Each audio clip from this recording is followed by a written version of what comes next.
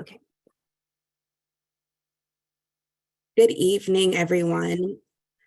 My name is Courtney Henderson, and I am the Multilingual Public Information Coordinator with the Somerville Office of Immigrant Affairs. Bonsoir tout le monde, moi c'est Courtney Henderson. C'est moi-même qui a coordonné un département de langage. Boa tarde, meu nome é Courtney Henderson, eu sou a coordenadora de línguas da Prefeitura de Somerville e nós estamos aqui para a nossa reunião.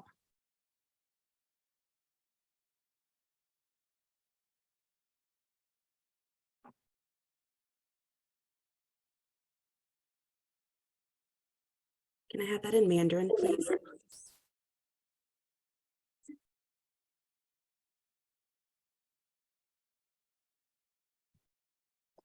Sorry, somehow I couldn't unmute myself.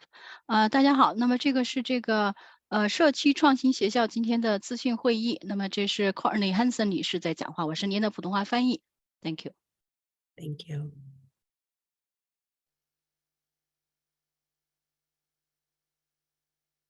And the last language, please. Haitian Creole, right? Yes. Bonsoir tout le monde, moi content ensemble avec nous. Donc, non moins relais Courtney Gosselin, c'est moi-même qui est responsable en département langage. C'est moi-même qui a coordonné tout le bagage à soi. Merci. Thank you. Okay. I will be going over the instructions for simultaneous interpretation for this meeting. I will begin with the instructions in English, and then Spanish, Portuguese, Haitian Creole, and Mandarin instructions will follow.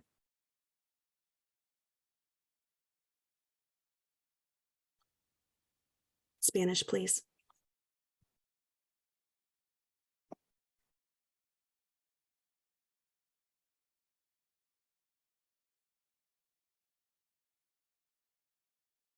Jamina, can I get that in Spanish, please? I am so sorry, but I got disconnected. Could you repeat it, please? Absolutely. I will be going over the instructions for simultaneous interpretation for this meeting. I will begin with English instructions, and then Spanish, Portuguese, Haitian Creole, and Mandarin will follow. Entonces, en este momento voy a decirles cómo van a poder tener acceso a la interpretación. Primero voy a dar las instrucciones en inglés, después en español, en portugués, en creole y en y mandarín, perdón. Eu vou começar com as instruções para a interpretação para esta reunião. Primeiro eu darei as instruções em inglês, depois espanhol, português, mandarim e crioulo。大家好，那么我们现在提供的翻译呢，会有西班牙语翻译、葡萄牙语翻译、海地翻译，再加上普通话。那我们现在一会儿会讲一下怎么使用翻译频道。一会儿讲的时候，先讲这个西班牙语的，然后再讲葡萄牙语，再讲海地，最后是我的普通话。Thank you. Thank you. Et kounya la, moi pour le instruction concernant interprétation simultanée. OK, moi vais toute information ça d'abord en anglais, ensuite en espagnol, et puis moi le faire en portugais, et ensuite en créole haïtien, et dernière langue là, c'est mandarin. Thank you. Merci. Thank you. For those who are dialing in through your phone, unfortunately, there is not a feature for you to select other than English. If you need interpretation, we encourage you to either log in through a Zoom mobile app or through Zoom on your desktop.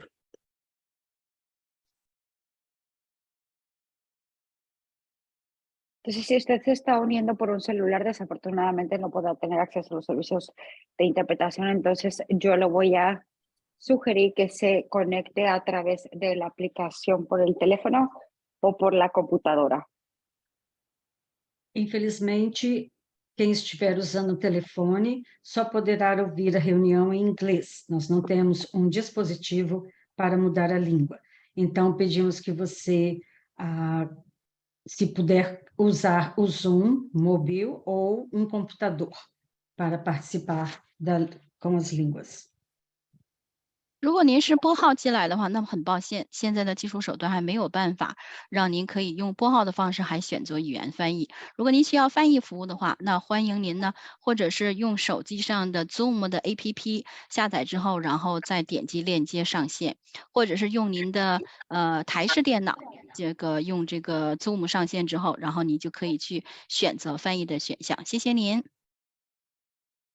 Alors, Kounia, m'a pas adressé moi à tout le monde qui a relé par téléphone. Le nous relé par téléphone, nous pas de possibilité pour nous capables joindre toute option ça yo que nous t'a parlé ya. Pour nous capables joindre option yo, tant pris, nous capables rentrer dans application Zoom ou bien par dans téléphone nous capables faire li ou bien sous computer nous. C'est comme ça nous capable joindre et toute information ça yo, toute option ça yo. Thank you. Merci. Thank you. Next slide, please.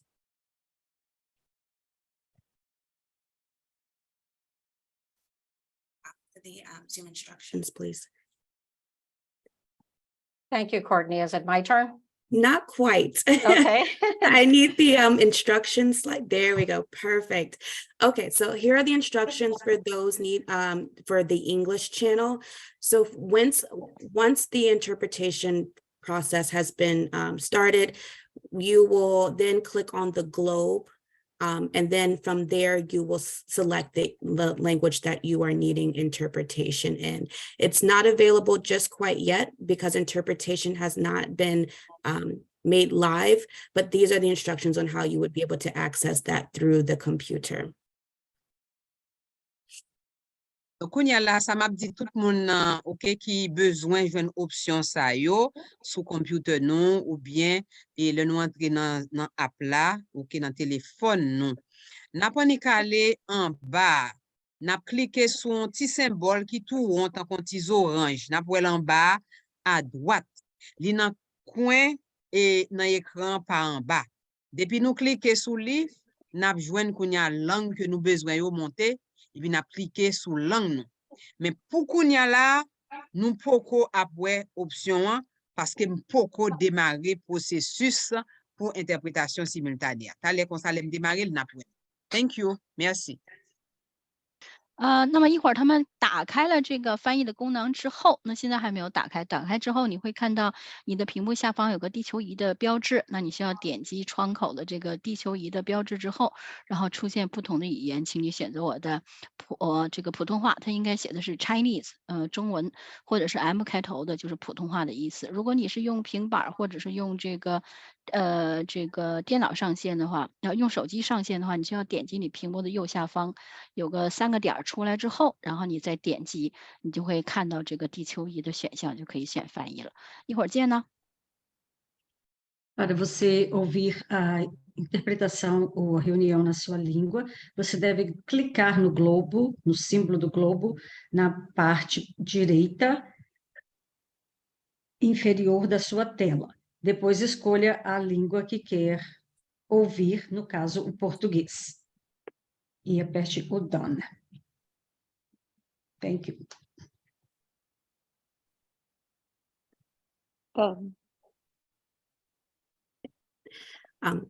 So once you select your language, actually, we can skip this one. We've covered this one already. Thank you.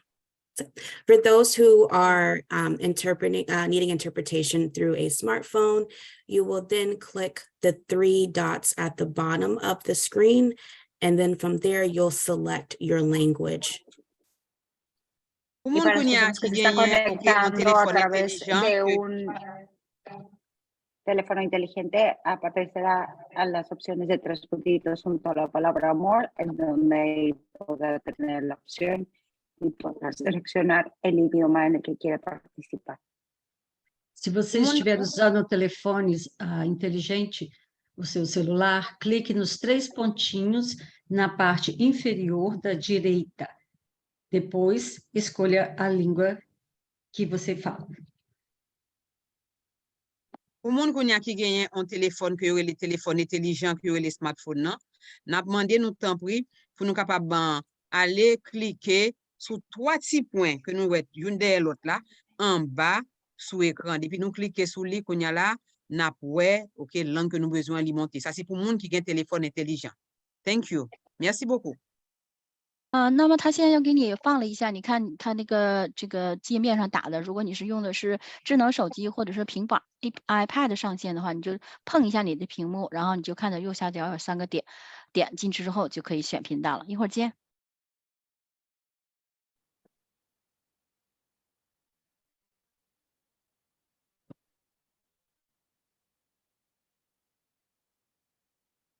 So I'll now be setting up the interpretation. And once the globe has been revealed on the bottom of your screen, you will then be able to select your language. Donc, on y a là, mapé, organisé, En este momento voy interprétation a poner la simultanée. interpretación. Una vez que aparezca el globo, podrá a seleccionar. Eu vou agora colocar a opção para a interpretação e você poderá escolher a sua língua.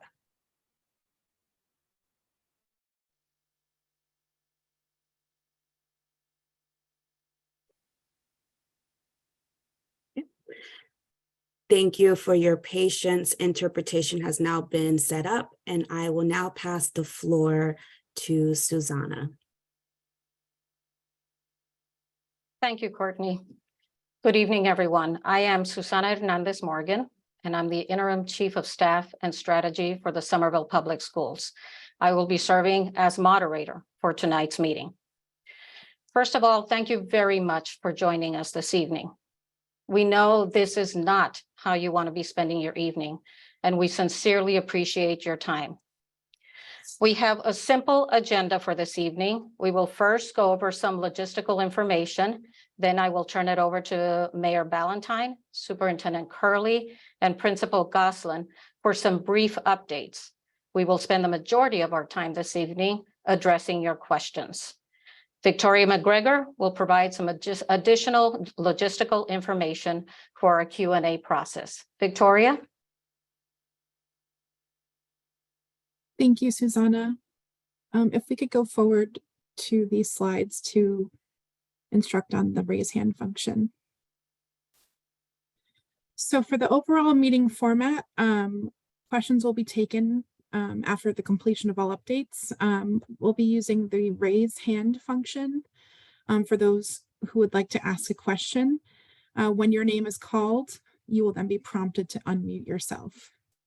And if we don't get to your question or you prefer email, you can email communications@k12.somerville.ma.us for any follow-up questions. Next slide, please. If you are tuning in on a desktop computer, you can use the raise hand function by navigating to the participants icon, selecting reactions, and then you'll find the raise hand icon. A quick shortcut way to do this on a Windows computer is Alt-Y, the Alt and Y keys. On a Mac, you can select Option Y to raise your hand.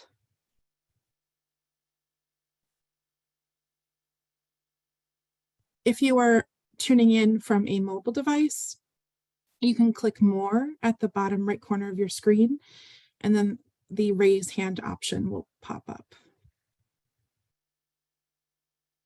If you are dialing in tonight, you can dial *9 to raise your hand, and you can repeat this action to lower your hand. And with that, I'll turn it back to Susanna to kick off presentations. Thank you, Victoria. Tonight's session is primarily to answer your questions. Following the brief updates, we'll have about an hour and a half for questions. Because of the urgency of getting through the end of the school year and transitioning into summer, we are going to first take questions about school logistics for the remainder of the school year and summer. Then we will move into more general questions. We ask that if you have more general questions that are not related to school logistics for the school year and summer, that you please hold your questions until later in the Q&A session. With that, I will turn it over to Mayor Katiana Ballantyne for some brief remarks and updates. Mayor Ballantyne. Thank you. Thank you so much for joining us this evening to discuss the impacts of the temporary closing of the Winter Hill Community School. Let me also acknowledge that we understand that this incident is challenging and frustrating for students, families, and teachers. It's frustrating for us as well. Closing a school, as we did Friday, or shifting locations for the remainder of the year is, of course, something we never want for any of our students, families, or staff. This was done not only out of the abundance of caution, but also to allow our experts the space and time to accurately assess the structural needs in the entire building and meet fire safety codes for entrance and exit access throughout the building. Since last Thursday, we have been all hands on deck finalizing contingency planning for the remainder of the school year. We've set up an incident command. We've mobilized across both the school and the city with multiple teams working through the weekend to ready the plan. Interim Superintendent Jeff Curley and myself have been working hand in hand to deliver the best possible outcomes for our families over the next couple of weeks and into the future. As we know, these are only temporary fixes until the end of the school year. We as a city have committed to tackling the critical infrastructure issues that are troubling our public schools, in particular the Winter Hill and the Brown. I know that the pace might feel slow to some, and I, as a Somerville public school parent, I recognize how the disruption over the last 3 years affected our families. And this feels like just another thing on top of everything else. But I'm committed. We have already stepped up and started the process. We are investing in moving forward, accelerating where possible, and being careful and thorough where needed. And we will get this done. Our students will have the great schools that they deserve. Weeks after taking office, and that was about 17 months ago, I began having the conversations with my team on how to ensure that all students in Somerville receive high quality education in safe and healthy modern buildings. As a result, my first budget last year, I secured nearly $1 million for master planning and assessments needed to start our path to either total renovation, gut renovating, or rebuilding the Winter Hill, as well as assessing system-wide needs. And I added a historical 10% increase to the school's overall budget. Our students must have great schools and education that they deserve, and our teachers must have quality space to teach in. Right now, we are mobilized to ensure successful end of this school year. But I want students and families and our dedicated teachers to know that we are also looking at every angle to advance the larger work. Most importantly, I have let the council know yesterday that we will not wait for the MSBA approval to start an important next step. We will be requesting council approval for the use of the City Building Stabilization Fund to fund what is referred to as a feasibility study, which is needed so we can be eligible to apply for potentially tens of millions of dollars in state aid for addressing the Winter Hill and the Brown. Again, our goal is the best quality schools for all our students, and we are moving forward with diligence on the greater needs of the Winter Hill and the Brown. Thank you. And now I'll turn the program over to Interim Superintendent Jeff Curley. Thank you, Mayor. I am happy to say we're joined here tonight by Principal Courtney Goslin and Vice Principal Christopher Ames, the Winter Hill Principal and Vice Principal who have been champions in supporting their staff and students throughout this work. And I just want to turn it over to Principal Goslin to see if she has any framing remarks before I talk about some of the logistics of the next 2 weeks. Thank you. Thank you, Dr. Curley, and thank you everyone for coming tonight. We all know that this is not where we wanted to be at the end of the school year, so we appreciate your patience and your support as we work to get school reopened. Most of the evening tonight is going to focus on logistics and our first priority, which is keeping kids safe and getting them safely in and out of their new locations. So before we go into all the logistics, I just want to take a few moments to think about, Winter Hill and what Winter Hill is. Winter Hill is a special place. Our building is a very special building, but it's more than just a physical place. Winter Hill is a place that we hold in our hearts. And for the last few years, we've been able to remain strong as a community when we've been in our building and when we've been out of our building. And we will show as a community that we will get through this as well. And we will continue to move forward and show what it means to roar. Our kids know what it means to roar, and we are going to show the community what that means. We recognize that the last 7 days of school are not going to be what they normally would be. It will be different. We will be separated. We will not have, the full array of resources that we have when we are in our own buildings. And it's not how we want to end the year. But our goal for the last 7 days, and our staff has worked diligently over the past few days and will continue tomorrow. Our goal is to make the last few days meaningful, productive, and positive for our kids. Meaningful is in terms of connecting back to our community. Our teachers are planning to spend Thursday reconnecting with our kids, giving them time to talk about what's happened, to share their feelings, to make sure that their voices are heard and their feelings are recognized, and bringing them back into that community. In terms of being productive, we know that it's only 7 days, but we want kids to be doing things where they're learning, whether it's projects for the end of the year, field trips are on for the last week of school. We are rescheduling our pre-K to 2 field day, so they will have that experience. And we're also talking with Tufts about scheduling campus tours for our 6th through 8th graders. It's quite a unique opportunity for them to be on a college campus, so we want to take advantage of that. And finally, we want to make the last 7 days of school positive. We recognize that since Thursday night, when families received that message, it probably has not been a positive experience for kids. But we want to make it fun and joyful over these last few days by allowing them to reconnect and do a lot of fun learning things. So I can assure you that our staff is committed to making these last few days the very best that we can. And our message will continue to be to our students when they come back on Thursday is that you can take the Wildcat out of Winter Hill, but you cannot take the Winter Hill community out of the Wildcat. And all of our students will continue to roar until June 16th. So thank you all for coming. And I'm going to turn it back to Dr. Curley to go into the logistics. Thank you, Principal Goslin.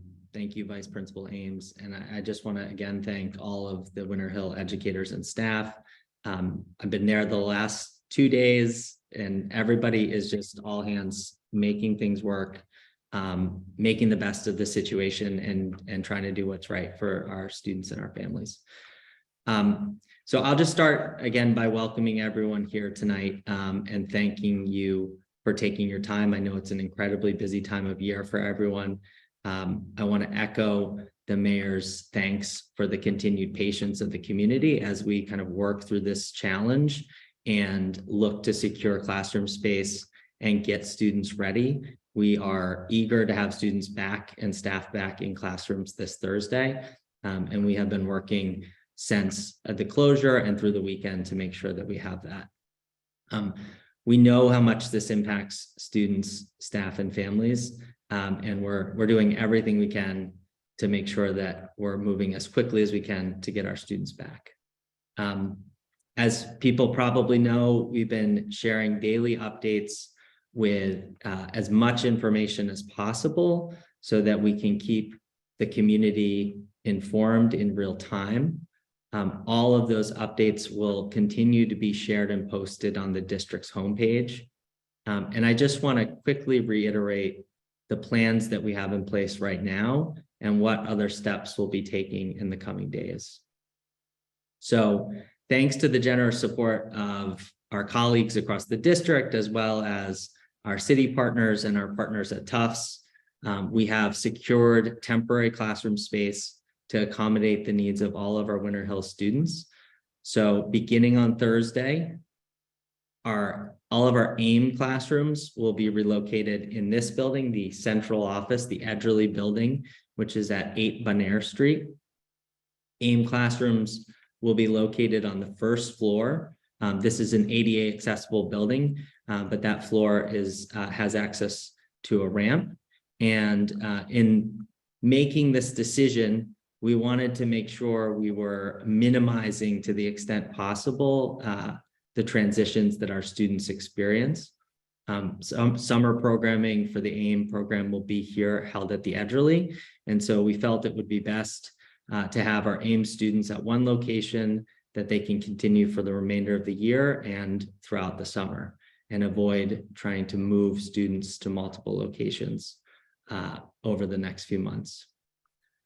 For our pre-K and K students, they'll be moving to the Capuano Early Childhood Center for the remainder of the school year. I want to thank Principal Felix Caraballo and the staff at the Capuano. They have identified classroom space to accommodate the 3 pre-K and K classrooms from Winter Hill. And in addition, in a kind of also all hands on deck way, they've offered to host the field day for our pre-K and K students so that they don't miss out on that great tradition that they were planning to have on the Friday we closed down. So we will stay tuned for more details on that. We'll be putting out more details in the daily update. And finally, for our Winter Hill grades 1 through 8 students, they'll be relocated to Olin Hall at Tufts University. President Monaco and Tufts have been very generous. They've moved a lot of their own summer operations and classes to accommodate us with classroom space, as well as common areas and outdoor space. And I think we're going to have a really nice area for our grades 1 through 8 students for the remainder of the year. It was no small feat to kind of make that work operationally for Tufts, and we are really thankful for their community partnership and the efforts to make that happen for us. Today's email update includes a lot. It has a lot of details and logistics, but let me just try to touch briefly on some of the important aspects related to the temporary classroom relocation. So for transportation, our existing AIM buses will be rerouted to drop off and pick up students at the Edgerly School Building, which is again on Bonaire Street. Our pre-K and K families were asking to arrange to transport their students to the Capuano for the remaining 7 days of school. And for our students relocating to Tufts Olin Hall, again, that's grades 1 through 8, we're asking our 7th and 8th graders who are able to use their student MBTA pass to take an MBTA bus or the Green Line to the Tufts campus. And we're asking, and we'll be arranging for buses from Winter Hill for the other students to take them to Tufts and back to the Winter Hill campus. Parents who prefer to drop off their children at Tufts should plan to park at a Somerville street close to the campus and walk their child to the building. The campus is technically on Medford, and we're asking parents to please not drop off at that location. In terms of meals, we're going to continue fresh meals that would be provided every day, typically to our Winter Hill students. All of those same meals will be available. All students will receive breakfast at their temporary school sites upon arrival. In terms of after school, if your students participating in community schools programming, we're continuing to update the website with updates to those programs. We're working to rearrange after school in all of those locations and make sure that it's available for students that participate in community schools. And finally, and I promise this is the last bit of logistical updating, we've been in contact with the Department of Elementary and Secondary Education since our closure. That's the state's governing body regarding school closures and learning time. And they have granted us the 4-day waiver for the emergency closure. So our Winter Hill students' final day of school will be the same as all of the other students in the district, which is Friday, June 16th as scheduled.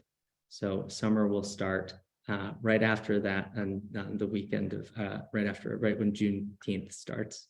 So I want to thank everyone again for taking their time tonight, and I will turn it back over to Dr. Hernandez Morgan, I believe, to begin taking any community questions. Thank you. Thank you very much, Mayor Ballantyne, Dr. Curley, and Principal Goslin. We are now moving into the question and answer portion of tonight's session. Just a brief reminder that tonight's session will end promptly at 7 p.m. As a reminder, please use the raise hand feature to indicate that you have a question. We will go in the order in which hands are raised. You will be unmuted so that you may ask your question. We will call on you by name. Then the mute feature will be reactivated as we prepare for the next person. We're asking that you please ask only one question at a time. And if you have more than one question, please get back in the queue by raising your hand again. We anticipate that there will be many questions, and we appreciate your patience and understanding as we work to get through them all and ensure that everyone who wants to ask a question has the opportunity to do so. We also kindly ask that you keep your question brief, and we will do our very best to be clear and succinct in our response. So first, again, we will open Q&A with questions about school logistics. Then once we're done with those questions, we will open Q&A to more general questions. So I think we're ready to get started. Panelists, if a question comes your way, please introduce yourself the first time you speak so that community members know who you are and your role in the city or district. Thank you. All right, the first question is by E11.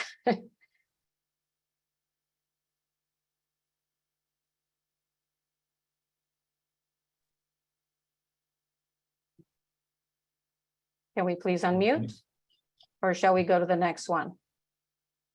E-blank, you should now have the ability to unmute and ask your question if you're there.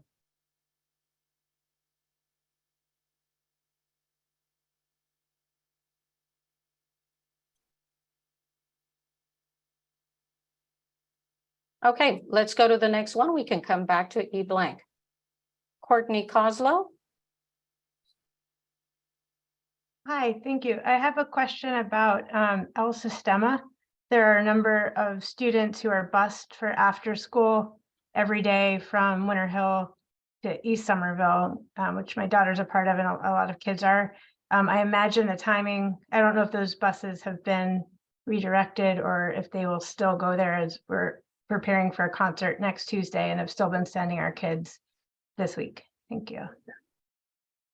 Hi, Courtney. It's Chad Mazza, Assistant Superintendent of Operations. The plan is to have after-school programs like El Sistema still run. Students will be transported back to Winter Hill and we'll all be grouped and we'll get on the bus that they normally get on so they can still participate in programming that's not held at Winter Hill. Thank you, Assistant Superintendent Mazza. And thank you for the question.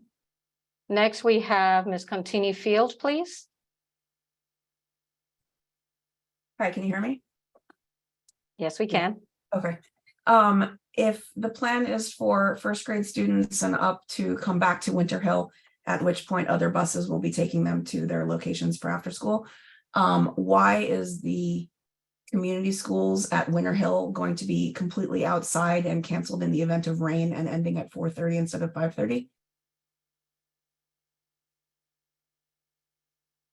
I can talk to that. Cool. So the challenge that we're having right now is obviously finding proper space after school with the building closure. The feeling is that the The outdoor space given the size of community schools at the Winter Hill, gives us the most possible space to use. We're immediately back in touch with the companies that helped provide us tents during the pandemic, and we're trying to get those tents put up as quickly as possible. The challenge is sort of operational logistics from the tent company to make sure that they can deliver those on time, and we don't have a date by which they're going to for sure be up. And the challenge that we also have in terms of the time of after school is around wanting to make sure we have extra staff, given it's an outdoor program that's going to be running, and ensuring that we have kind of a better ratio of staff to students to make sure that students are safely supervised. And so we're shifting around the hours to try to have more staff present for community schools at that time. We know that the 4:30 stop is a hardship for parents, and we know the challenge of a weather-dependent program is also a challenge for parents, but we're hoping that we can get the larger tents up as soon as possible and sort of remedy the weather-dependent piece. And we just ask that for patience and understanding of the challenge of trying to make this work in an open-air setting on short notice. Thanks. Thank you, Dr. Curley and Ms. Contini-Field. Next is Kelly Pettit, please. Hi, to piggyback off of what Eiley just asked, if the students in grades 1 through 4 who attend, or 1 through 5 who attend the community schools will be being dismissed at 4:30, and the program will be canceled in the event of rain, and it is looking like the forecast is not necessarily all sunshine next week, will parents be reimbursed for the money that we will be losing for aftercare?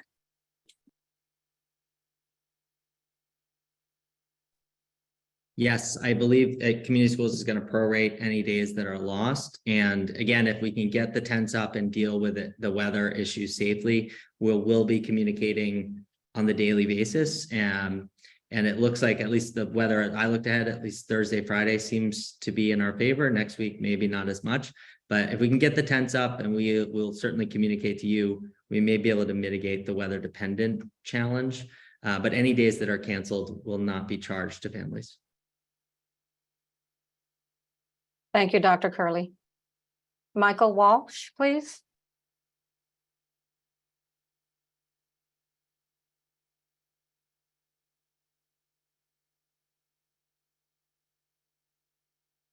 Michael Walsh, you should be able to unmute yourself and ask your question.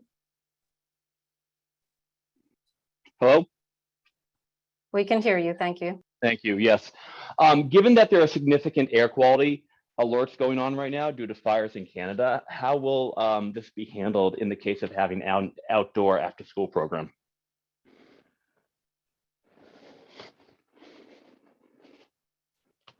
Hi, Michael. We're in touch with Health and Human Services about the challenges regarding air quality in the area, and kind of working with them on a daily basis to understand whether it's something that we need to communicate to all schools about running outdoor programming. I know that it can be a challenge for individuals with respiratory issues and other potential challenges around asthma, and it's something that we're working with HHS to monitor and talk to all of our schools about if we need to limit outdoor time. So far, we have not gotten that guidance that we need to scale back outdoor programming, and so we're hoping that we can continue to run outdoor programming and after school as planned on Thursday and Friday this week. Thank you, Dr. Curley. Ines Lee Santos, please. Hi, first of all, I just wanted to say thank you so much to Principal Gosling and everybody else who's been working so hard. We really appreciate all the effort, and we feel very thankful that you're our leaders in this time. I just, more than a question, I just wanted to ask you to reiterate the pickup times for children that are not in after-school care.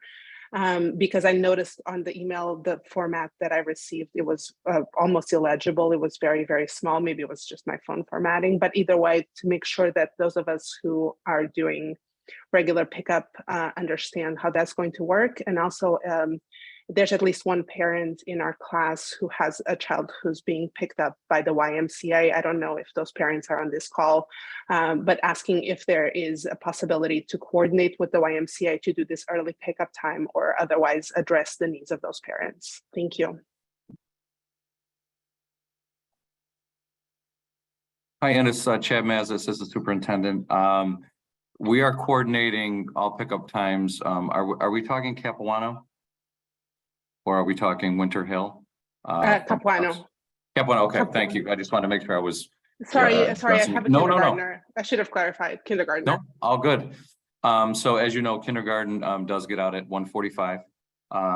Any students that go to the YMCA or go to Elizabeth Peabody House or a different program, we're contacting the program so they're aware of the pickup time so they can come down to Capuano to pick up students.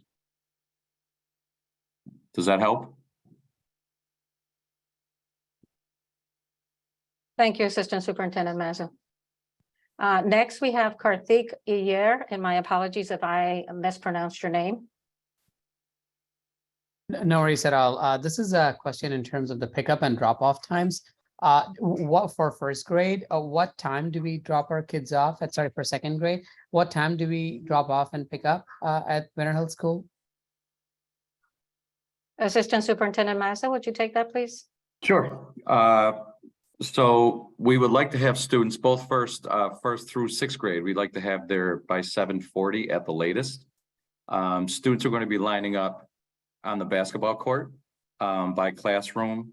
Vice Principal Ames has done an amazing job in terms of coordinating the transportation, what classrooms will be going on which bus. As you know, we have 3 buses. And then when students come back from Tufts, it will be the same process. They will get off of the bus and they will line up back where their homerooms are for dismissal. Thank you. Assistant Principal Ames, is there anything else that you would like to add? There will be, yes, hello, good afternoon. I'm Christopher Ames, Assistant Principal at Winter Hill. So supervision will start on the basketball court at Winter Hill around 7:15. That's when we'll put the cones out for classes to start lining up or to spend some time playing on the blacktop. And then around 7:40, as Assistant Superintendent Mazza said, we will have students line up by class to start boarding. But supervision will start at 7:15. Thank you. Ms. Contini-Field? A second time? Okay. My second question is for my child who is enrolled in community schools who is 9, can he self-dismiss at 4:30 when the program ends at 4:30 and walk himself home?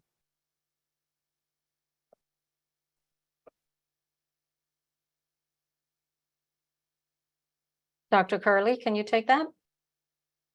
I think we'll need to follow up with community schools on that and have them reach out to you. Yeah, or I can follow up with you as well, Eiley. Thank you. Next, we have E-11.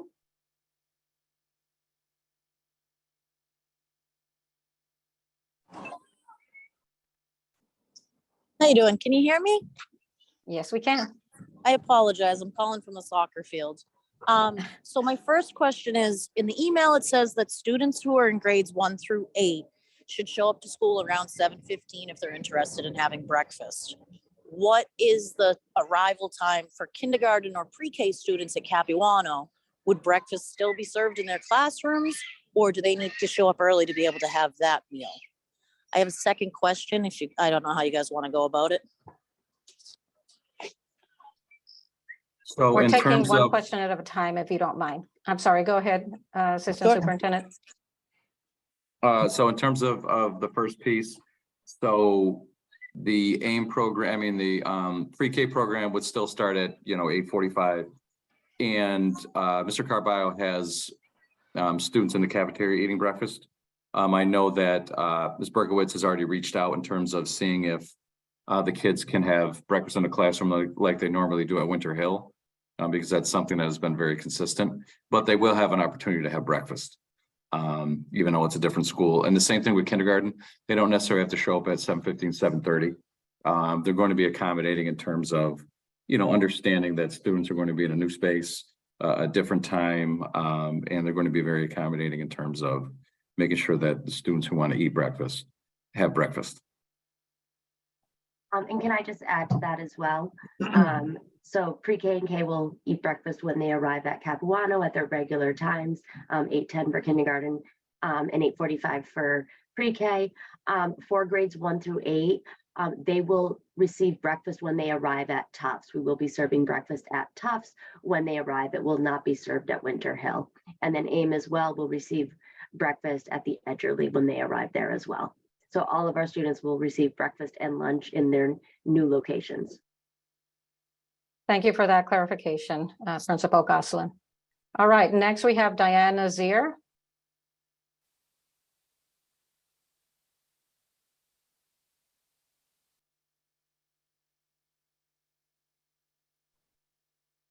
Hi, we're listening here, and my third grader has a question.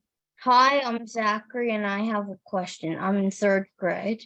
So, since we're going to 3 different locations, like, which will like the principals, secretaries, deans, and other staff go to? That is a great question. Principal Goslin? Yes, I'd love to take that. Hi, Zachary. It's great to hear your voice. So that's a really great question because it is hard being in 3 different locations. So for grades 1 through 8, which are going to Tufts, where you will be, Mr. Ames, Mr. B, and Mr. Mack are actually going to meet everybody at Winter Hill, and they're going to ride the buses to Tufts with you, and then they're going to ride the buses back to Winter Hill with you, and then they will spend the day at Tufts. I will be at Tufts for the most part, but I will also be going over to the Edgerly and to the Capuano as well to visit everybody else. And then Mrs. McQueenie, our secretary, she will be at Tufts, but all the teachers at Capuano and Edgerly have her number, so they will call her just like they always do with any question that they have. Okay, and our counselors will be in different schools, and they'll be moving around so that they can check in with all of our students. I hope I got everybody in that answer, Zachary.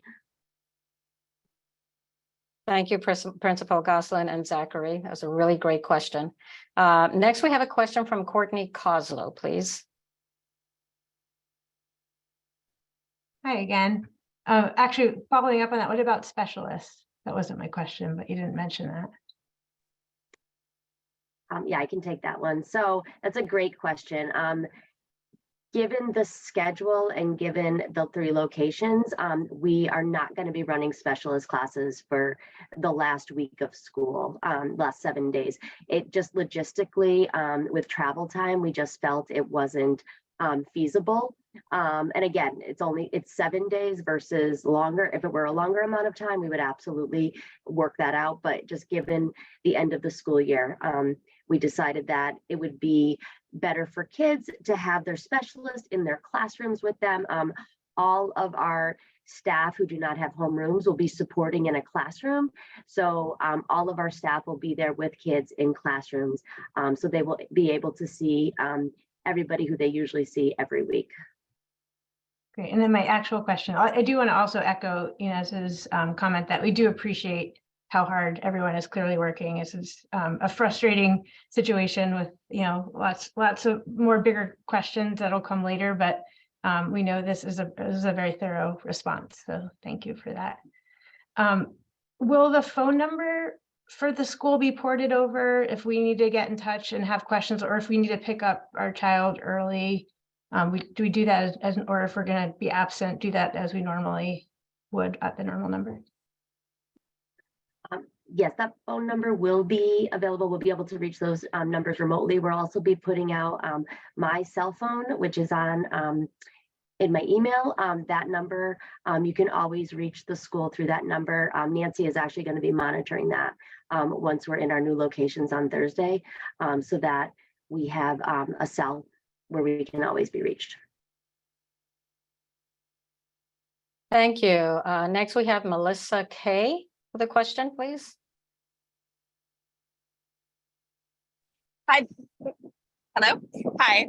I want to thank Zachary for asking one of my questions, but I had a follow-up question, which was, if you are dropping off at Tufts, what is the start time of school? Start time is 8:10. Okay, thank you. Thank you. Next, we have a question by Crystal Grotta, and apologies if I mispronounce your last name. Hi, no, you didn't. That was great. Thank you. So in case of inclement weather, when will you notify us that after school is canceled? Like, hopefully not an hour before, right? Are you gonna like check the phone app or the weather app and then tell us like the night before, or how's that gonna work? Great question, Crystal. We will give you as much response as we can. You know, I'm a parent of 3 young kids too, and I know how challenging it can be. So we'll try to do in the same way we do with snow calls, like give it the night before if we can, and certainly give you as much time as we can. We'll push it out through the district website as well as additional direct channels through community schools. Thank you, Dr. Curley. Next question is from Cassandra, please. Hello. I have a question and a half, I'll say. As far as the why, you answered about the kindergarten and pre-K. My child's in 3rd grade and also goes to the Y. And are we at any point going to get some kind of an itinerary or printed schedule for the timing as far as when school starts, when you want the children where? My child gets a ride and I actually don't know what to tell our bus driver right now as to when she needs to pick him up. I know she also drives other children who go to other schools that have not had this issue. So I'd like to work that out before Thursday if possible. Principal Goslin or Assistant Superintendent Massa? Yeah, I can jump in on that one. So arrival time will be 8:10 as usual. And then for students who are getting picked up, where somebody is going to be coming to the campus, again, we'll have to talk about, we're asking parents not to drive onto campus, that just buses would be dropping off. But that pickup time will be 2 o'clock, just because given the transportation that's needed to move students back to Winter Hill. So the pickup at Tufts will be at 2 o'clock. And just to clarify, pickup time will be 2 o'clock as well at the Edgerly for any parents that are picking up or caregivers. And then for kindergarten, it's going to be 1:45. It's going to follow the pre-K schedule. Thank you, Principal Goslin. Yes, Chris? Yes, I'd just like to add that if students need to be dropped off at Winter Hill, as I mentioned earlier, that drop-off window, we're hoping to be around 7:15 to 7:35 or so students can line up at 7:40. So that would be a good window to have a child dropped off there. And in the afternoon, students who get picked up for any after-school program or a bus to Sistema or the Peabody House or anything like that, there will be supervision. Both Winter Hill staff and Central staff on site and ready to collect those students and hand them over to whomever comes from the Y or any after school program. Thank you. Next, we have a question from Sarah.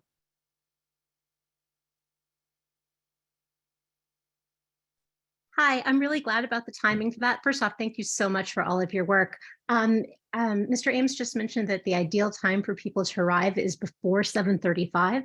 My concern is around households that really don't have any wiggle room and have structured with other children's pickup and drop off and work demands that they really are expecting to have things baked in to take their students at the specific times that have historically been the times. I realize that it's really tough. I know there's a lot going on, but is there any way to have hardship for people who are in that situation and a previous sign up or something because we've just had so many different impacts on employment. And I think people in that situation, I know it's hard, I know it's tough, but is there any way anything could be done about that if there are families in that situation? Thank you so much. Thank you for that question. Assistant Superintendent Mazza, can you take that?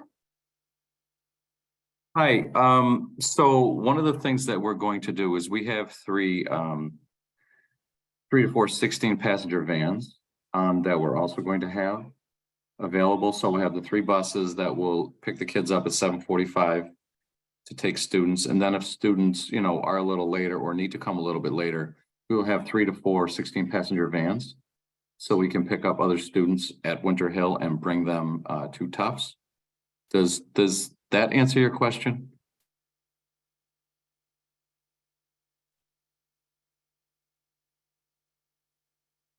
Thank you, Mr. Mazza. Yes, Dr. Curley? Thank you. I would just add, you know, it seems like we'll be clear in the next daily communication about the pickup and drop off. I think we'll give we had a long email update today, but I hear parents and caregivers concerned about just being clear about the timing. And please know, Sarah, to your point, like we're not going to let a student miss school if they're a little bit late. We're certainly going to be flexible with families in terms of tardies, and we'll be running, as Mr. Mazza said, some smaller shuttles that happen after the bigger buses go off to Tufts. But we really want to try to, as much as possible, set the schedule and get students to Tufts and in classrooms on time. And we know that getting from central Somerville to far west Somerville, actually in Medford, slightly just over the line, is a challenge in rush hour. So we're trying to, as much as possible, make sure the majority of students can make it to Tufts on time. But please know we will have backup shuttles for other students that may not be able to arrive on that time. So thank you for that question. Thank you. Next, we have a question from Sandra.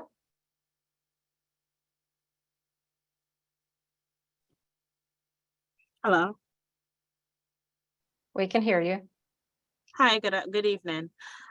So I wasn't clear with the pickup time or the time that the AIM students will be arriving or being picked up to be dropped off at the elderly. That's my first question.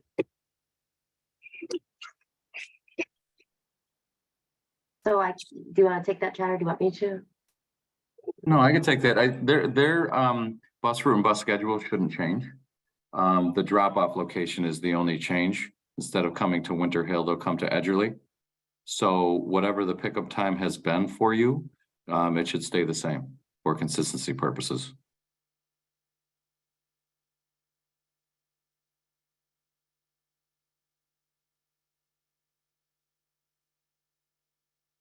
Thank you, Mr. Mazza.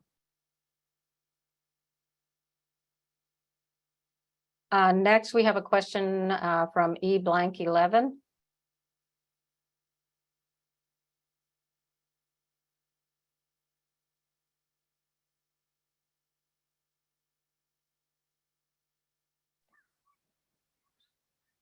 Hi, I'm wondering, when we drop off at the Capuano for kindergarten, will we be dropping off on the Glen Street side or on the Franklin Street side? So you will be dropping off on the Glen Street side. Thank you. You're welcome. Thank you. Next, a question from Ryan Dunn.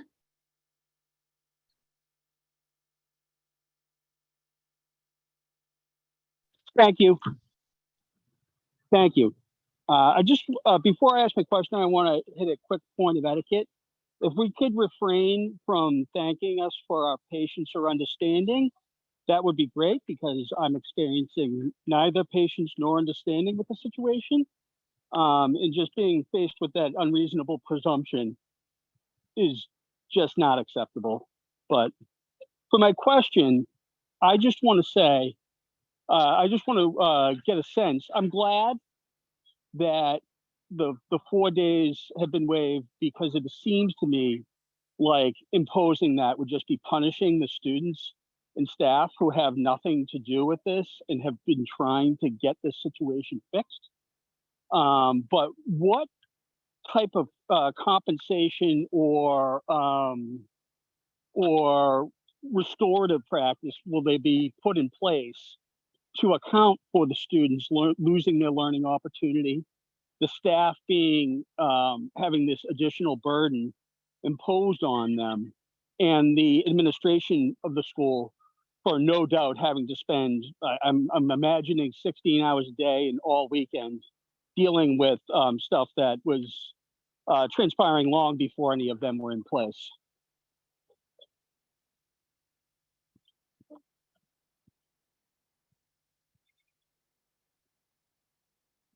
Dr. Curley, did you want to take that first and then pass it along to someone else? Who might- Understand and sympathize with the frustration of the situation. And obviously this is this is an extreme hardship and challenge for our staff, for our students, for our families.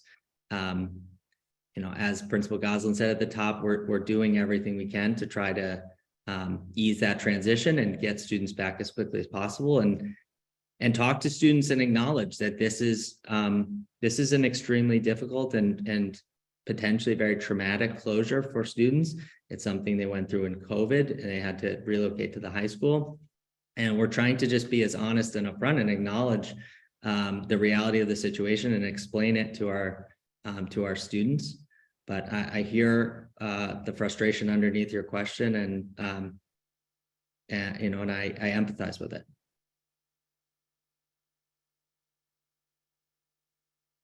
Thank you. Next question is from Ines Lee Santos. Hi there again. A quick question from my kindergartner. Are children going to be wearing dress codes in the new school locations? I can take that one. Thank you for that question. And at this point, no, there are no dress code requirements, except we will follow the school committee dress code. We want kids back in school and comfortable. Thank you, Principal Goslin.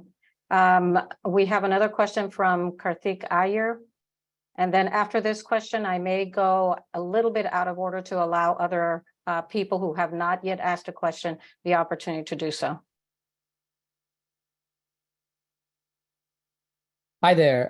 Sorry, I got an answer as to what the pickup time will be from Winter Hill, but I did not get an answer on the drop off. What time in the afternoon do we pick up our kids from Winter Hill?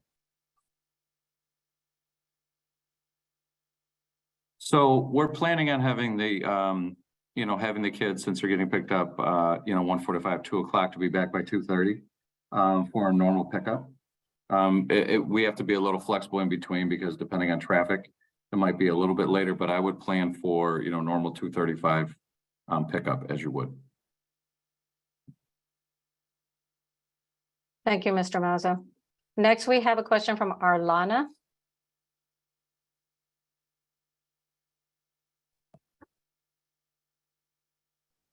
Hello.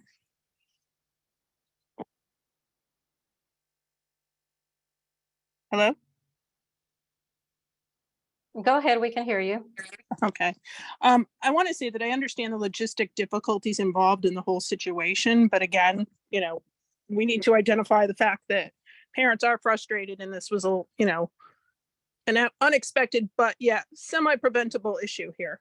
All the questions related tonight seem to be on the pickup and drop off of the students. My concern and my question is related to the AIM students.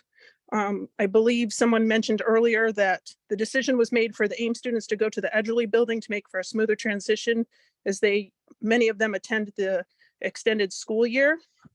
Edgerly is not only the oldest building of the locations, but it also will now isolate our special needs students from their general ed peers.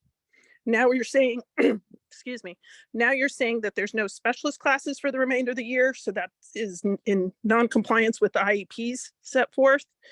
And how will this affect them as far as space? They don't have specialists. Is there any outdoor space for them to get out of the classroom and not be sitting in the classroom for the entire day?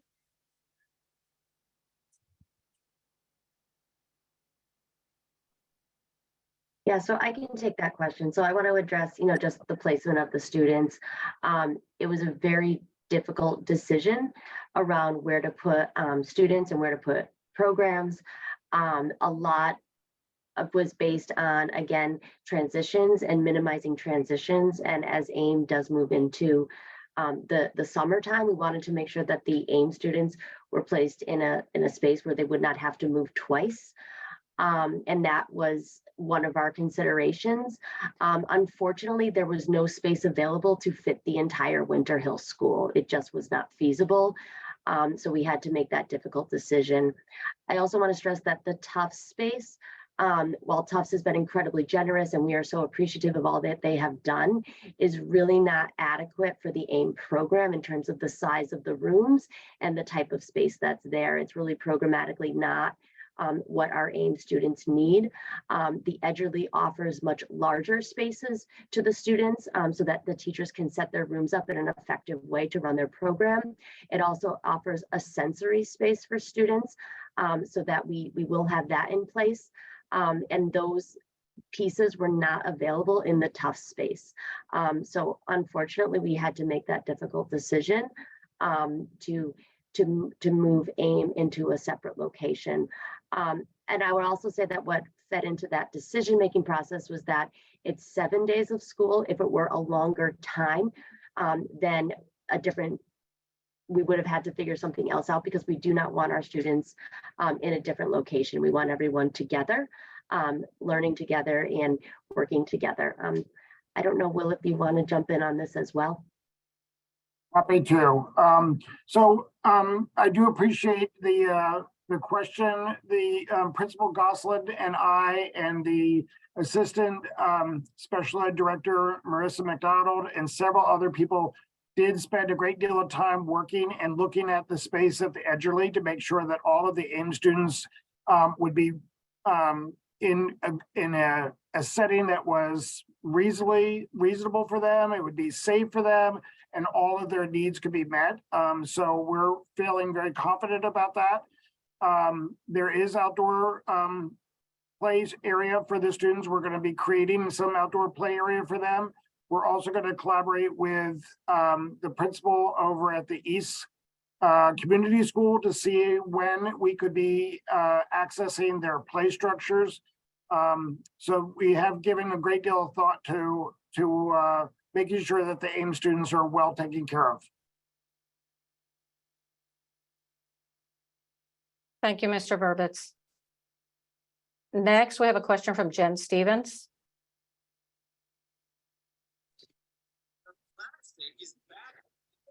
Hello, can you hear me? Yes, we can. Thank you. Great. Thank you. My question is around more logistics. I am so sorry, teachers and staff and everyone, about the mountains that you must have been moving even this week while you've been closed. You've managed IEP meetings. I've been talking to the nurse about shuttling emergency medications around. There are so many little details. I'm so sorry you've had to do this twice in 3 years. We talked a little bit about the specialists like Jim. I wanted to ask about therapists like OT, PT, speech, and how those logistics are going to work, given that I think some of them also work with AIM kids. Just to be clear, my kid's going to be at Tufts, so I'm trying to figure out if she's still going to get the services in her IEP, and the AIM kids are still going to get the services in their IEPs.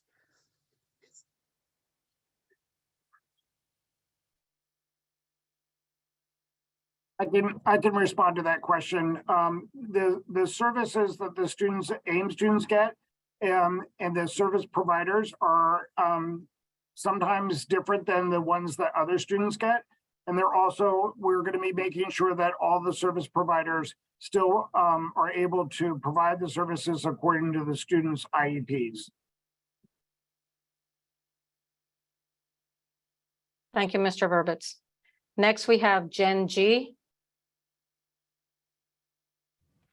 Hi, I may have already missed this, but I was just curious if there's going to be any recess time, outdoor time at Tufts. Sure, I can take that. That's a great question. And yes, we will be having lots of outdoor time. There is a beautiful lawn in the back of the building where students will be able to have recess. And also because the classrooms are a bit smaller than what we're used to, we are encouraging teachers to use the outdoor space for class lessons. There's a lot of great things that they can do. So yes, they will be outside. Thank you. Next question is from Priscilla.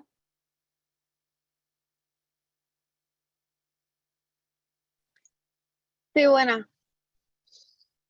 ¿Me escucha? Yes, we can hear you. Mi pregunta es, yo tengo una niña en kinder y tengo uno en octavo. Ellos caminan juntos para la escuela porque yo trabajo. ¿Cómo mi niña de kinder va a ir para la escuela? Okay, un momentito, por favor. So I will translate. She has a child in kindergarten and one in 8th grade. They generally walk together to school. She's wondering what arrangements, if any, can be made for her kindergarten child because she's not able to drop them off.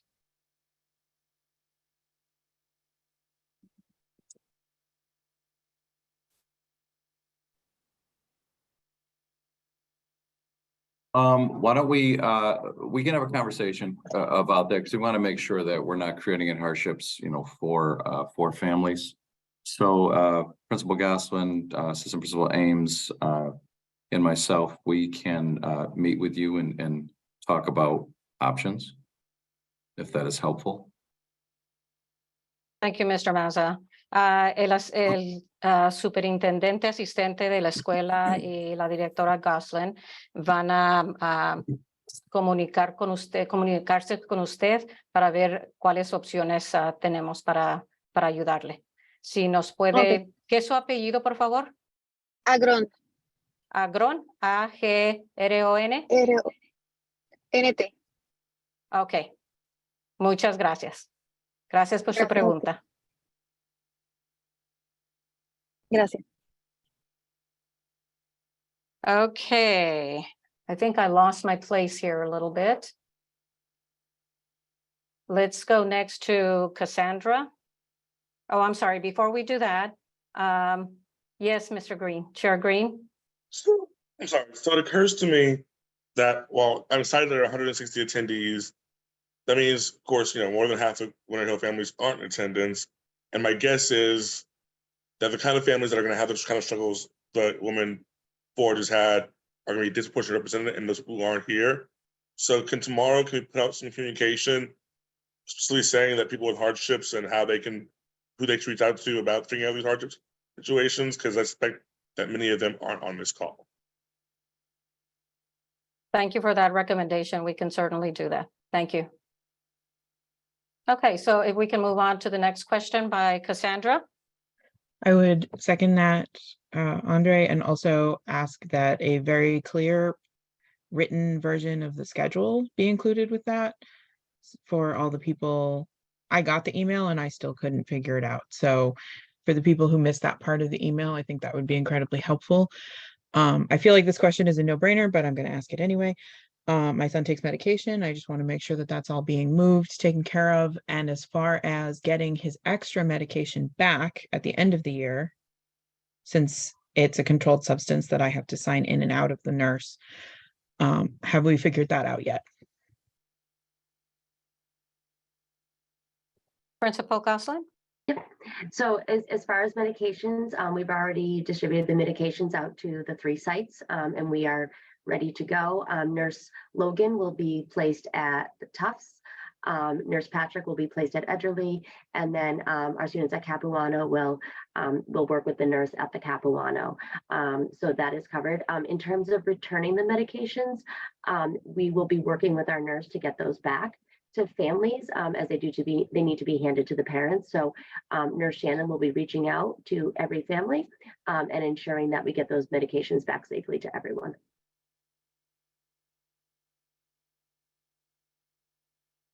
Thank you. Next, we have a question from Priscilla.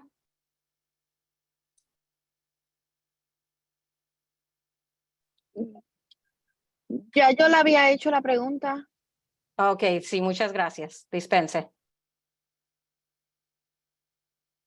Okay, she had already asked her question. The next question is by Jelana Nunes, please. Hi, I have more of a general question. This is in regards to if the Winter Hill School cannot reopen in September. Is there any plan of separating our community, the classrooms, the students, the teachers? They're already not getting the experience of going and dealing with the moving up day to meet the teacher that they're supposed to possibly have next year in first grade. My daughter's in kindergarten. Where are they going to play? There's just so many questions that I have as to what is the next step. What is the next thing that's going to happen if the school has to stay closed in September? Thank you for your question. We will take it when we move into the more general open Q&A questions. We'd like to get through all of the school logistics questions first.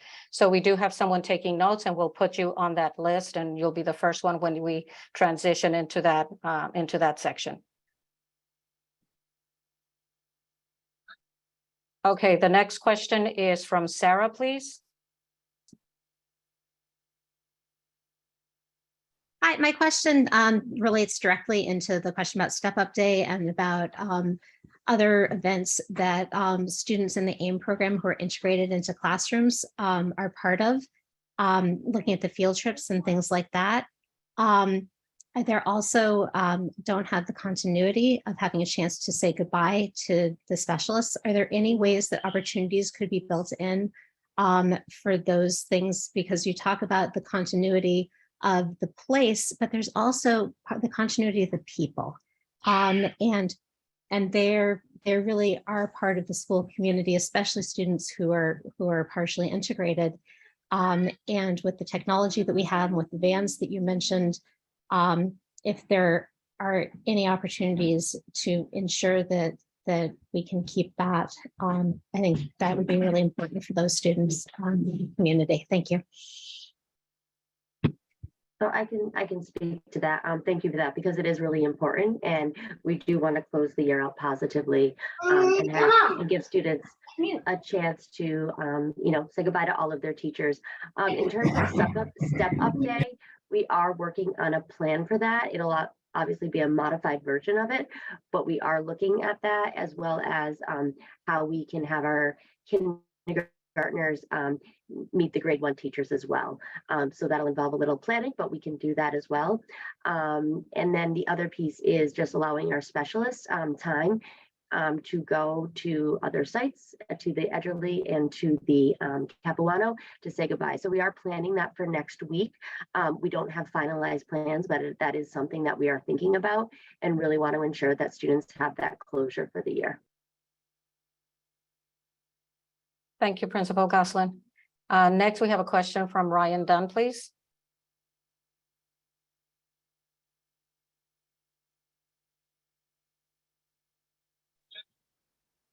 All right, hold on. I don't have a question.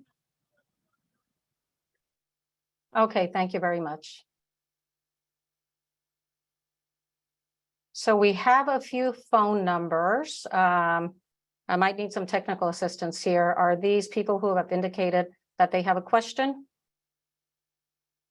from one of our tech members?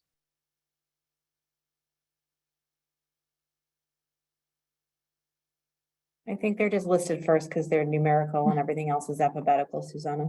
Correct. Okay, thank you very much. Yeah. I'm sorry to cut you off, Victoria. All right, so I think we are ready to move into the open Q&A for general questions. And we had Jolana who had a general question first.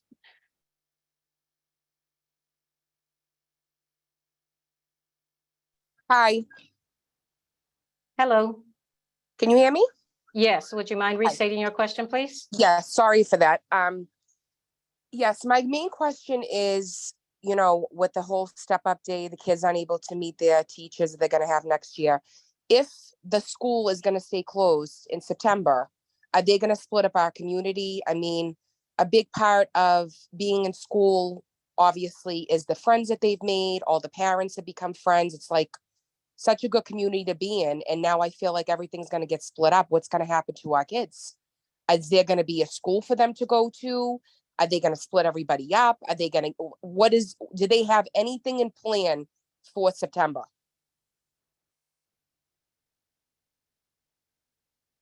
I'll take that, Susanna.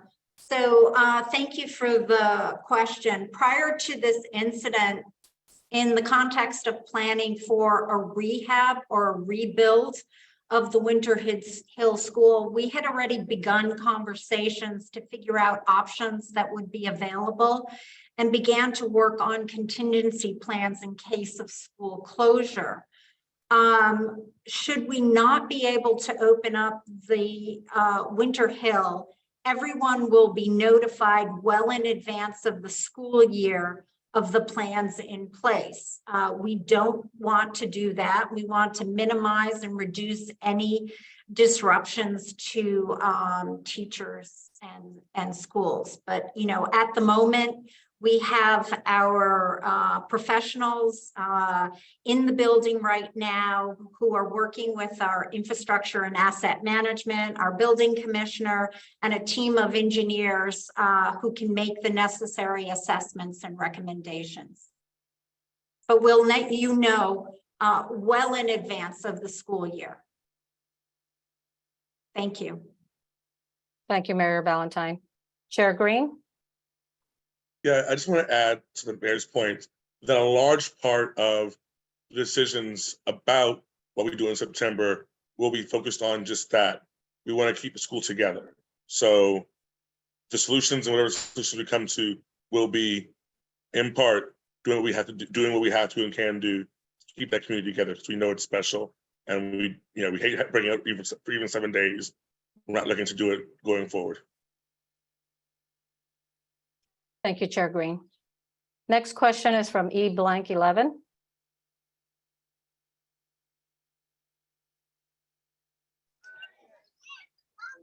How you doing? Again, I just want to touch upon keeping us together as a community. They say it takes a village to raise your kids. And I've got to say, I found my village at Winter Hill. I don't want to see us separated.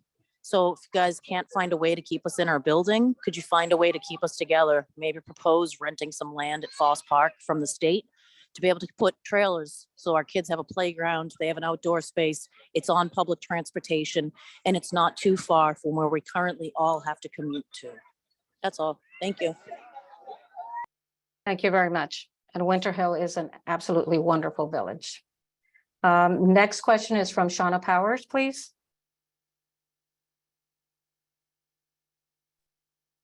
Hi, yes. Actually, my question was already answered by somebody else on the floor. I was mainly concerned about pickup and drop off, having the two children in separate places. But because I have the floor, I just would like to take the opportunity to make a suggestion if possible.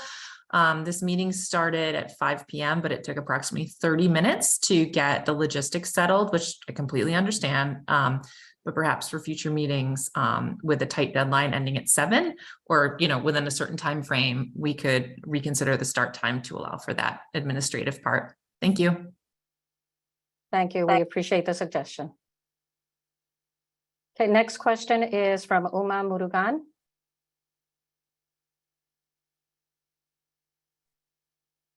Hi. First of all, I'd like to say thank you to SBS for thinking through an enormous amount of detail to make this work. It's a really, really tough situation. My original question was asked by Ryan Dunn with respect to all the hours of learning lost, that our kids are getting punished one way or the other. So that's a concern. But that said, my question is, if we are planning to return to this existing building in the fall, my question is for the mayor, do you have in the budget enough to cover all the workers' comp and the attorney fees you'll need?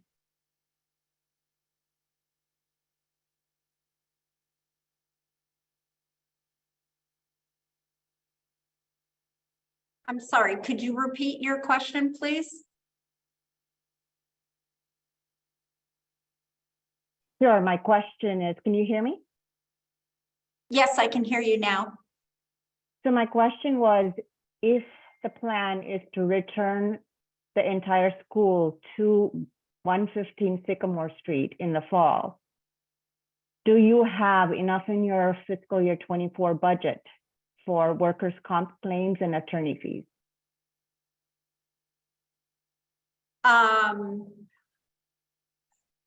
So I guess I am not familiar right at this moment. What are the workman comp and attorney fees that you're talking about? But we have worked with our CFO, Ed Bean, and interim superintendent, Dr. Curley, and Fran Gorski, the CFF, to make sure that we have what is required to make sure that we have a functioning school. I don't know if Dr. Curley, you could add anything to that? Thank you, Mayor. I would just say again, and you raised it, Uma, and I think Mr. Dunn did. This is the second closure of the Winter Hill in 3 years, and we recognize the challenge, the challenge and the trauma that has created for our staff and our families and students. And so I think the district is working closely with the city to look at all options, and we again would want to make sure that the school is together, it's a community, and that whatever option we pursue is a safe and reliable option. We would not want to put students and families back through this again in the fall. So that is all part of our considerations, and it's something that we understand the history here and the challenge, and we take very seriously. Thank you, Dr. Curley and Mayor Ballantyne. Next question is from Ms. Contini Field. Hi, you had mentioned that the Edgerly was not big enough to house the whole school community. Is that because of offices that cannot be moved so quickly? Or is it that the Edgerly, even if you have the summer to prep it, cannot be the space in the fall because there are literally just not enough classrooms or square footage? I can take that, at least the first part. Thank you, Eiley. Yeah, it's more the former. We have offices, payroll and finance that require, payroll, finance, HR that require, access to certain things that we can't immediately move around, that need access to the intranet, and certain things that we couldn't make happen, both in terms of moving and IT logistics, to have the whole building moved out and opened up. I think the building here has held the East Somerville Community School after the fire there. It's held the Brown School after the roof collapse there, and it's something that we're looking at. It is a good size building, and I think it's at least a potential option on the table for a school relocation down the road.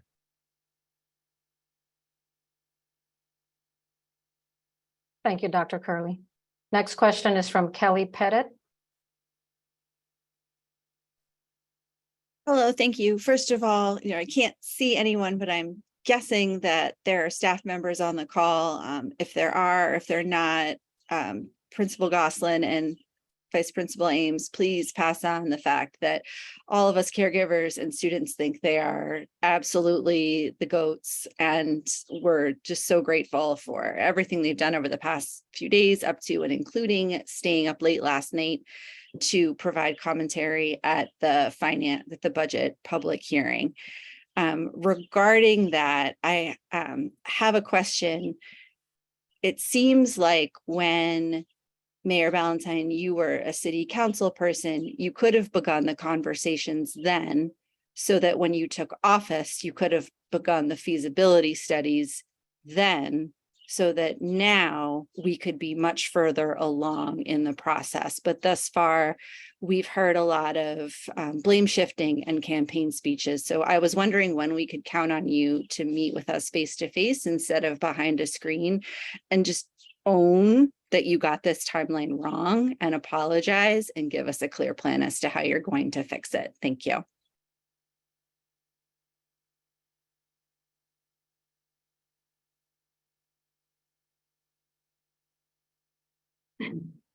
So thank you for, commenting here. I know the pace may feel slow and the process can be a little confusing. It's certainly too slow for me. And there are steps that we can't skip. I am committed, and I've always have as mayor. Unfortunately, as counselor, we're not in charge of the budget. Those discussions happen on the school side, but I can tell you what I've done since being mayor.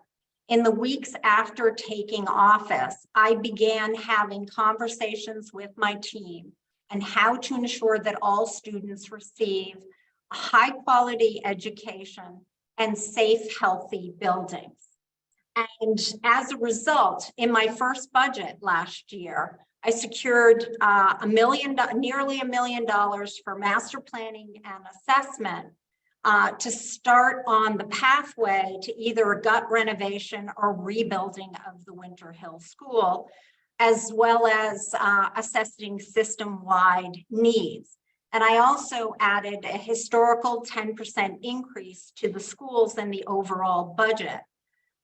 Those funds are for education services, but I wanted to up our investments both in both needs, on the education side and on the building side.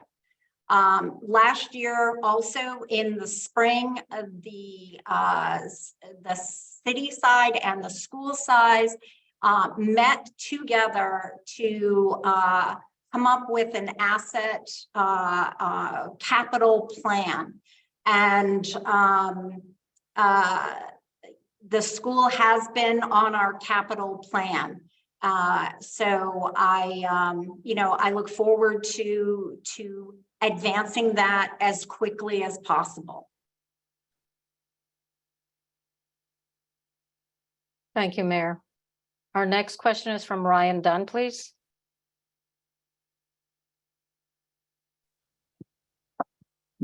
So earlier in the call, I heard that we'll be notified well in advance at the start of the school year what the situation is going to be. Whether we're at the Winter Hill building or not, there are going to be families that decide they want to either disenroll from the district or try to transfer to a different school. There will be staff that decide they don't feel safe if it's going to be at the Winter Hill School. And those people deserve an opportunity to make the choice that they want to make. What is the date that we should expect to receive notice of what's going to happen?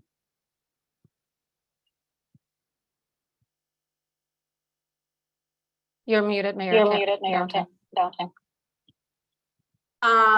We intend to notify you well in advance of the school year as quickly as possible. Currently, right now, we have professionals in the building who are working with our infrastructure and asset management department, our building commissioner, and the team of engineers. And they're going to be making, as soon as possible, the necessary assessments and recommendations. So as soon as we get that, we will be sharing information as we have been sharing information daily. We know that it's important to you. We know that it's disruptive, and it is, my goal to get you that well in advance so you can, families can make decisions. Thank you, Mayor Ballantyne. Chair Green. Yeah, what I would add is, as many of you noted, the school side team and the city side team have been flat out since Thursday, trying to get a plan in place for Thursday and the rest of the school year. Conversations have begun about the planning for after that, but I think it's probably still too early to give a timeline as to when that will be. But I think it's probably fair and right to expect that we'll be able to give you an update on the timeline of that decision, probably, hopefully before the end of this school year. So we'll tell you when we'll know, but I don't know if we can say that right now. Thank you, Chair Green. Our next question is from Courtney Coswell, please. Hi, thanks everybody. I want to say first that I do appreciate putting safety first. And I know this puts a lot of you in the hot seat because of it, but this was the right decision to make. And I don't want to, I want to make sure that that is clear. It's just that this could have been prevented because we have been talking about this problem loudly for so long. And I think that we understand that there might be studies and steps in the process, but what can be sped up is the timing for how long this takes.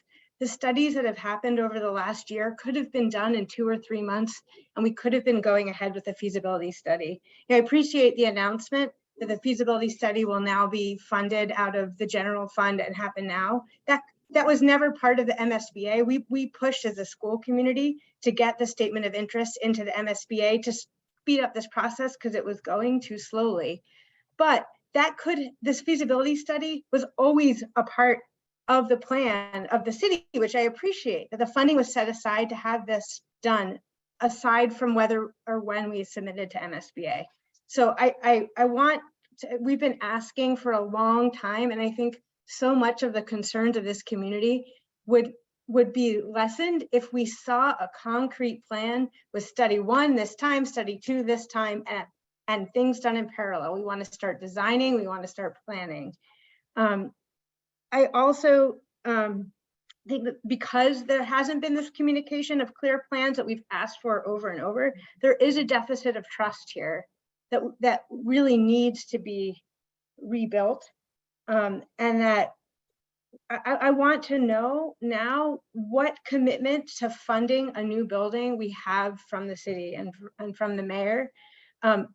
You know, I know it could be done through a capital plan. It could be done for a budget override. If it's a budget override, what is the commitment to when that will come on the budget? If it's a capital plan, do you commit to not funding other things until we know that we have the right funding in place for this building?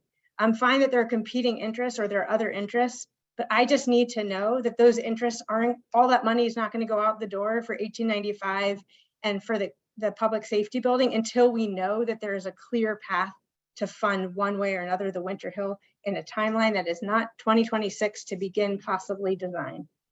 Thank you. So I will start at, 17 months ago. I just thank you for the question. Thank you, Courtney. As I began the conversations with my team to ensure that all students, again, receive high quality education and safe buildings.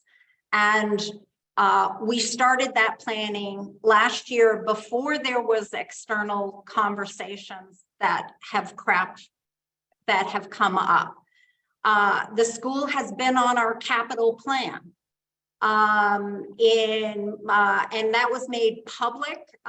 Again, the conversations on that planning all happened last year with departments on the city and the school side. So on March 9th, that was presented to the city council.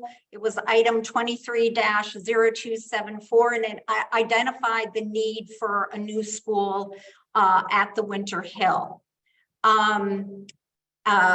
So we are, moving forward on that. There has been some discussion about, about the CIP.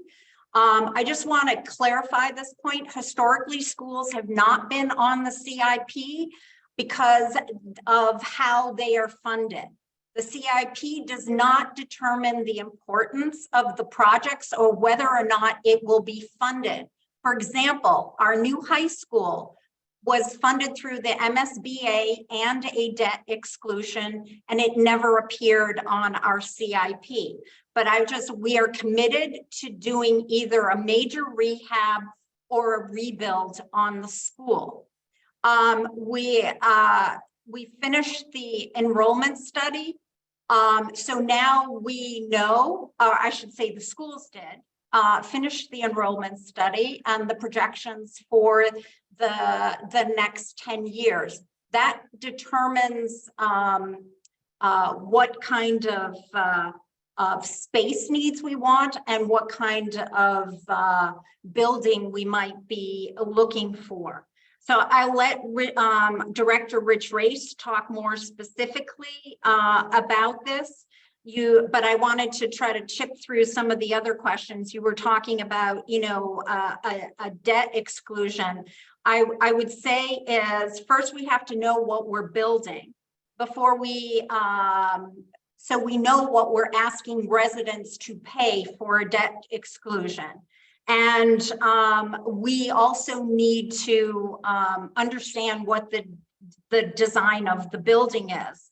And we also want to apply to the state for money because there'll be tens of millions of dollars that we could be eligible for.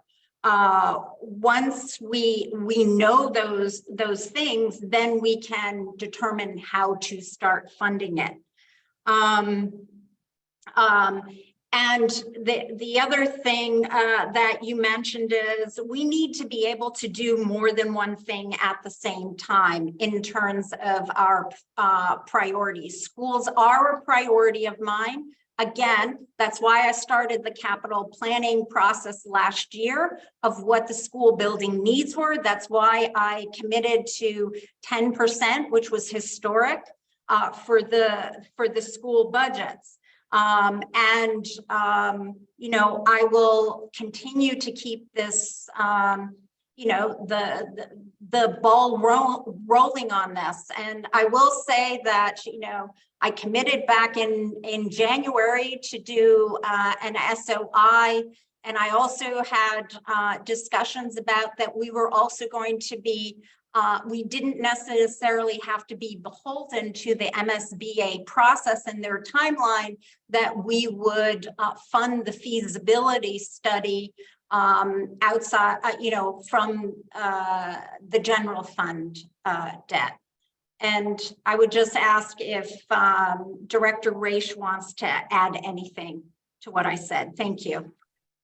Thank you, Mayor. I mean, actually, you did a very wonderful encapsulation of all the issues.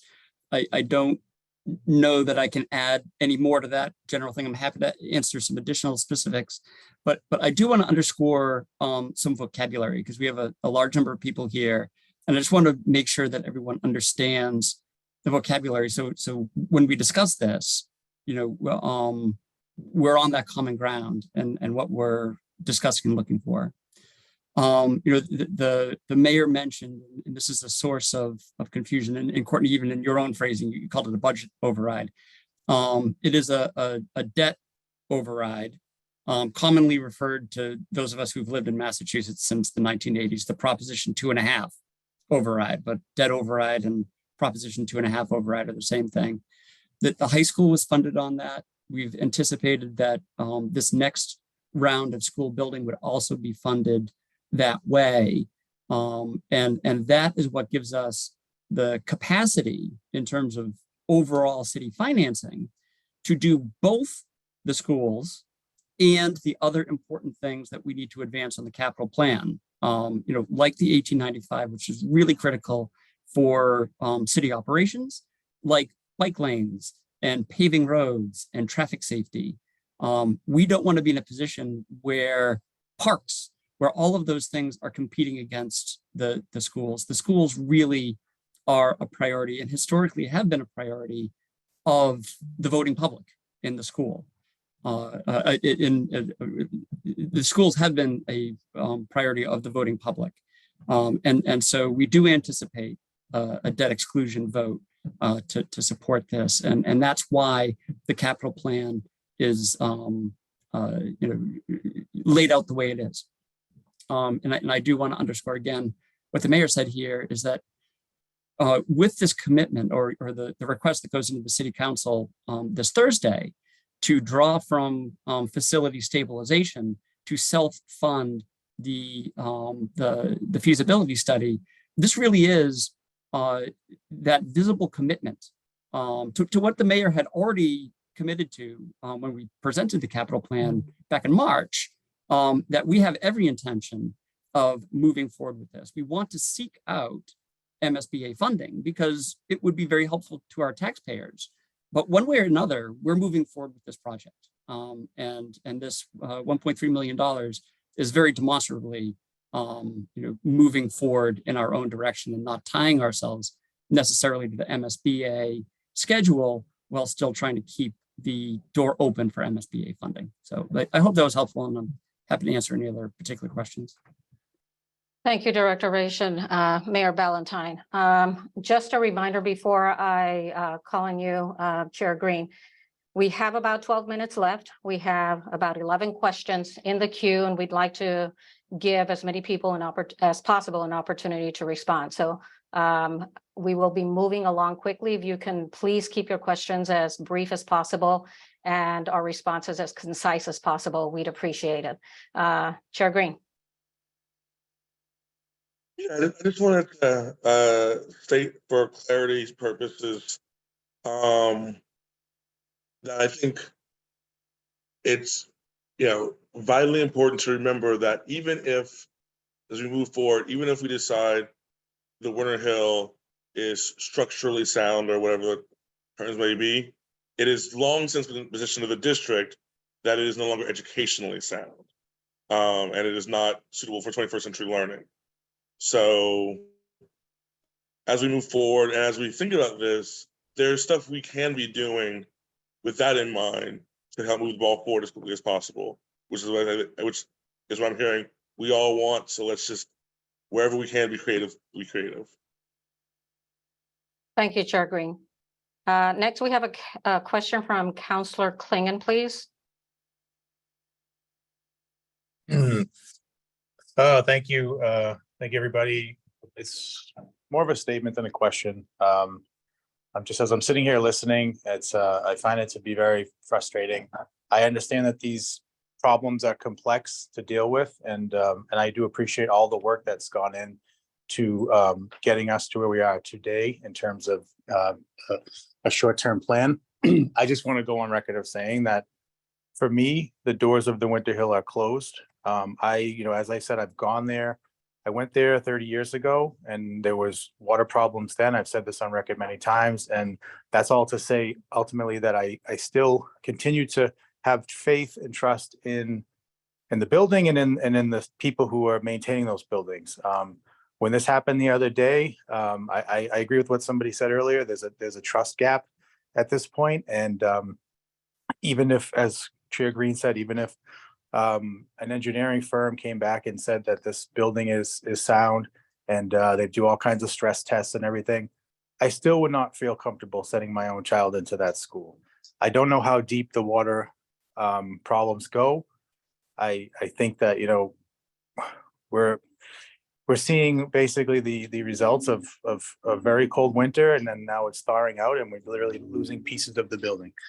I think we should, this has been a blessing that it happened a week before school's ending. I know it stinks for the kids in terms of the moving on ceremonies and everything, but ultimately this could have happened in December and we would be having a different conversation right now. But I just want to say, I really urge the administration to take the summer to figure out what to do with the students moving forward so that we can commit to starting this process like last week. And so I think that if we can focus on that and show a real commitment to a new building, because I just think that for a lot of people, this building is it's a ghost. The doors are closed. There's no turning back. Now is the time. We should move forward on a plan that'll get us a new building within 3, maybe 4 years tops. And I think we can do that. I think if we have the will, I think we can do that, as complicated as it sounds, with our AAA bond rating and other factors, I think we can get it together. So I don't want to take any more time. I want to hear more from the folks, but I just wanted to go on record of saying that because that's the path forward I'm taking and I've talked to teachers and some, maybe they want to go a different way in terms of it's going to be painful next fall if the kids have to go different places, or if maybe we find one place, but it's definitely not the ideal solution, but this is the situation we have to deal with now. So I just want to say that, and I put in this council order for this Thursday along the same lines, and I support the staff, the teachers, and that's all. Thanks. Thank you, Councilor Klingon. Next, we'll go to a question from Will Bosworth, please.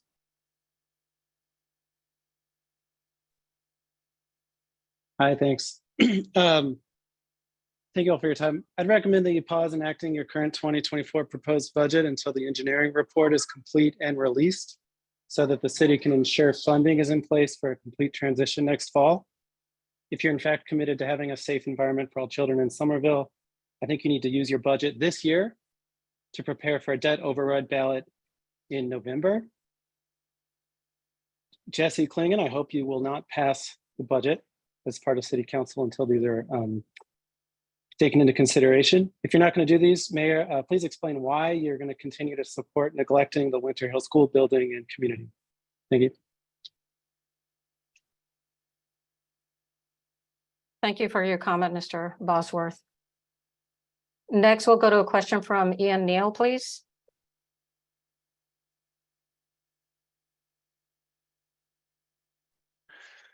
Hi, I'm listening to all this, and I hear a lot of good things, and I also come away just frustrated and disappointed. I mean, I hear that we're not going to be held to MSBA timeline, but I hear a lot of conversation about MSBA, which we all know is a long process, and I don't hear the urgency that we as parents at Winter Hill are feeling right now. And it's just frustrating. I'd like to hear more about what the mayor plans to do to get this project rolling and what to do for our kids in the fall.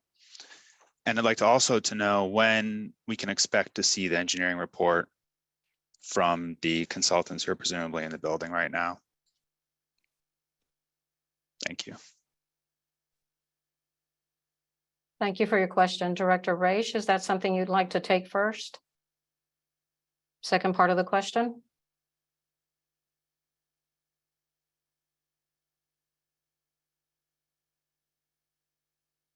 I know he indicated he was having some computer problems. Mayor Ballantyne?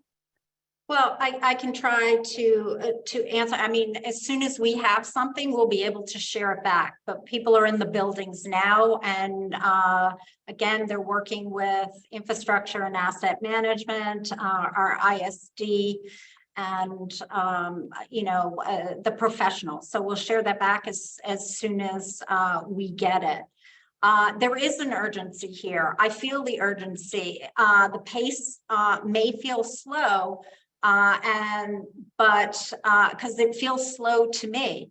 But I would like to say is when I started 17 months ago is I started the process by starting the capital planning process on what to do with the school. It's important to me that we have healthy, modern buildings for the teaching environment, that we have high quality education. So I agree with you wholeheartedly. And that's why I committed to funding the feasibility study, putting it on the capital planning process, starting last year. So I'm happy to share back with you as soon as we get it. And the priority is our students and our teachers having safe and healthy learning environments. Thank you, Mayor Ballantyne. We have time for probably 2 more questions. We will provide an email where people can follow up if we're not able to get to your question tonight. We do have a sharp stop at 7 o'clock because of our interpretation support services. So next we'll go to Barbara Halpenny, please.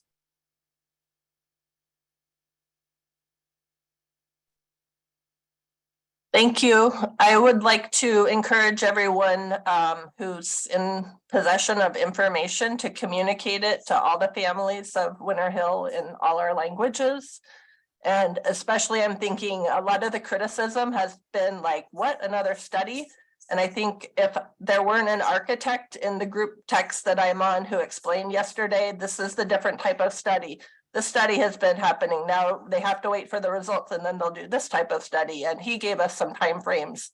Nobody knows that who is not specialized in this type of work. So if you can communicate in plain language to all the families, you know, these types of studies and the approximate timeframes, that will help people know that something's going on.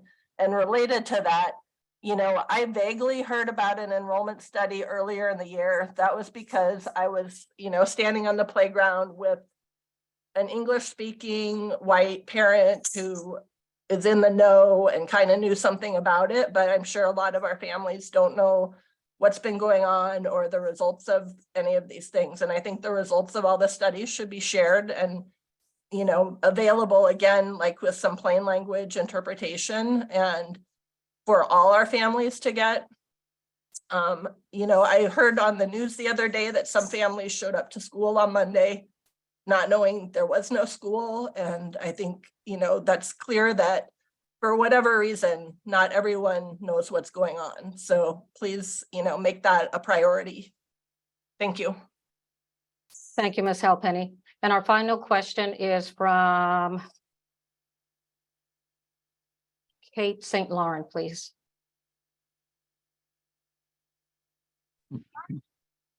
Hi, can you hear me? Yes, we can. Hi. Okay. My question is, when the East Somerville School had their fire, did a feasibility study need to happen to get that building rebuilt? Because this sure seems like an emergency response situation we need to be doing right now. Thank you.